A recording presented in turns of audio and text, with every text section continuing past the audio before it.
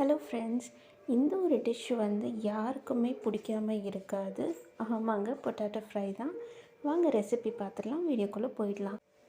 First கேஸை வந்து light பண்ணுறதுக்கு முன்னாடி ஒரு கடாயில் ஒரு 1/4 கிளாஸ் அளவுக்கு தண்ணி சேர்த்துட்டு 5லேருந்து 6 பூண்டை வந்து நசுக்கி சேர்த்துருக்கேன். கொஞ்சமாக கருவேப்பிலை, 1/2 ஸ்பூன் வந்து நார்மல் மிளகாய் பொடி அண்ட் 1 ஸ்பூன் வந்து காஷ்மீரி சில்லி பவுடர் வந்து யூஸ் பண்ணியிருக்கேன். அண்ட் 1 ஸ்பூன் வந்து கொரியாண்டர் பவுடர் வந்து சேர்த்துட்டு 1/2 ஸ்பூன் உப்பும் வந்து சேர்த்துருக்கேன். ஒரு 1/2 ஸ்பூன் அளவுக்கு வந்து புளியோட ஜூஸ் வந்து சேர்த்துருக்கேன். ஒரு 3 ஸ்பூன் ஆயிலை சேர்த்துட்டு நல்லா மிக்ஸ் பண்ணிவிட்டு இப்போ நீங்கள் வந்து கேஸை வந்து ஆன் பண்ணிக்கோங்க. இதுக்காக வந்து 2 பொட்டேட்டோஸ் இந்த மாதிரி நான் வேக வச்சு ரவுண்ட் ஸ்லைஸஸாக கட் பண்ணி வச்சுருக்கேன். இப்போ நீங்கள் பார்த்தீங்கன்னா நல்லா அந்த தண்ணி வந்து கொதித்து வரும். கொதித்து இந்த மாதிரி எண்ணெய் பிரிஞ்சு வர வரைக்கும் நீங்கள் வந்து அதை சிம்மில் வச்சு நீங்கள் அந்த மசாலாவை ரெடி பண்ணிக்கலாம். இப்போ நான் வந்து வேக வச்சுருந்த அந்த பொட்டேட்டோஸை வந்து இந்த மசாலாவோட ஆட் பண்ணி மெதுவாக 2 or 3 மினிட்ஸ்க்கு அப்புறமா இப்படி திருப்பி போட்டு நல்லா வந்து ஃப்ரை ஆகிற வரைக்கும் வந்து வறுத்து எடுத்துக்கோங்க.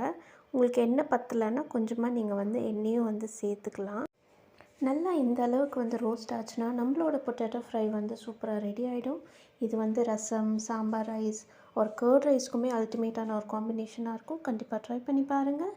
அண்ட் மறக்காமல் சப்ஸ்கிரைப் பண்ணிவிட்டு வீடியோ பார்த்ததுக்கு தேங்க்யூ ஃபார் வாட்சிங்.